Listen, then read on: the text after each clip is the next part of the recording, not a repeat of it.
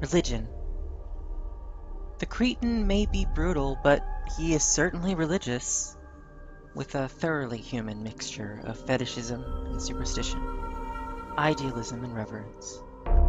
He worships mountains, caves, stones, the number 3, trees and pillars, sun and moon, goats and snakes, doves and bulls.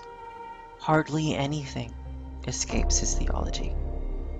He conceives the air as filled with spirits genial or devilish, and hands down to Greece a sylvan ethereal population of dryads, sileni, and nymphs.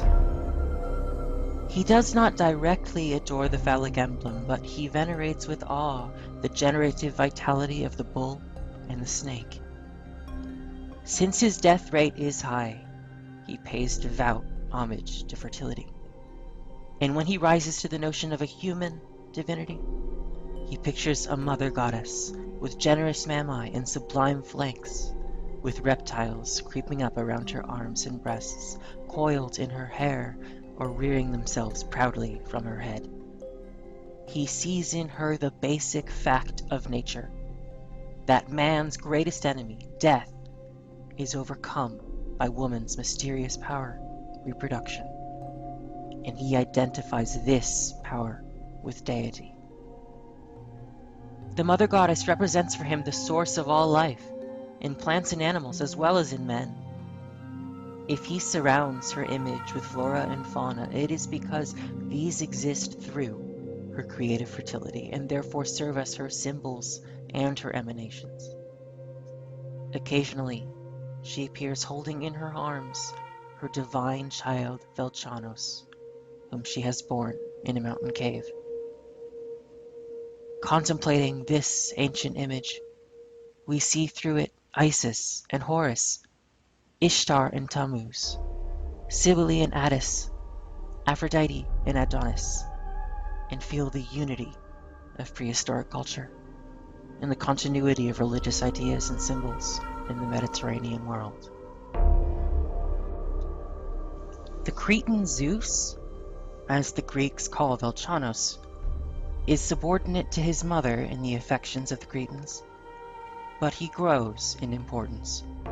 He becomes the personification of the fertilizing rain, of the moisture that, in this religion, as in the philosophy of Thales, underlies all things.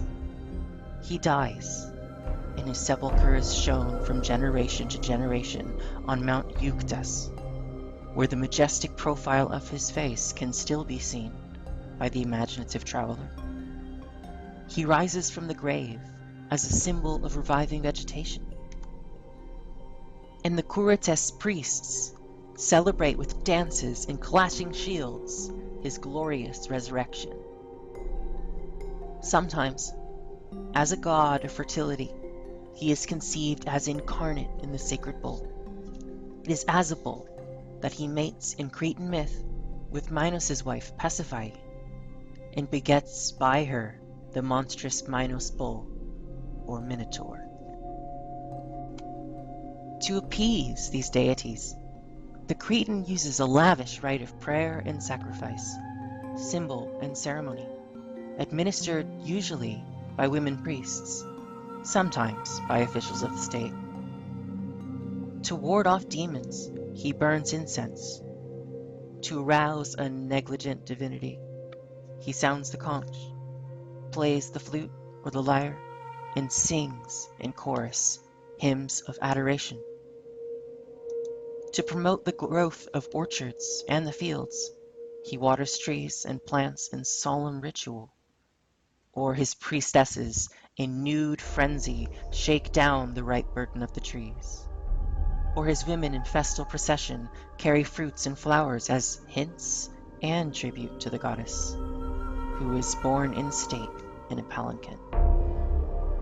He has apparently no temple, but raises altars in the palace court, in sacred groves or grottos, and on mountaintops.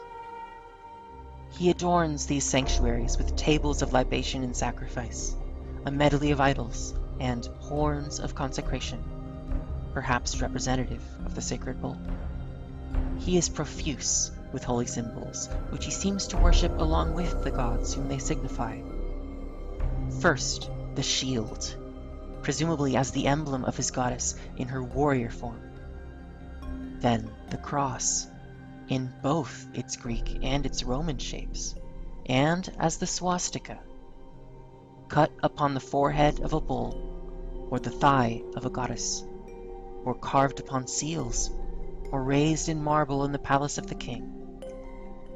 Above all, the double axe, as an instrument of sacrifice magically enriched with the virtue of the blood that it sheds, or as a holy weapon unerringly guided by the god, or even as a sign of Zeus the Thunderer, cleaving the sky with his bolts. Finally, he offers a modest care and worship to his dead. He buries them in clay coffins or massive jars, for if they are unburied, they may return. To keep them content below the ground, he deposits with them modest portions of food, articles for their toilette, and clay figurines of women to tend or console them through all eternity. Sometimes, with the sly economy of an incipient skeptic, he substitutes clay animals in the grave in place of actual food. If he buries a king or a noble or a rich trader, he surrenders to the corpse a part of the precious plate or jewelry that it once possessed. With touching sympathy, he buries a set of chess with a good player, a clay orchestra with a musician, a boat with one who loved the sea. Periodically, he returns to the grave to offer a sustaining sacrifice of food to the dead. He hopes that in some secret Elysium, or Islands of the Blessed, the just god Rhadamanthus, son of Zeus Velchanos, will receive the purified soul and give it the happiness and the peace that slips so elusively through the fingers in this earthly quest.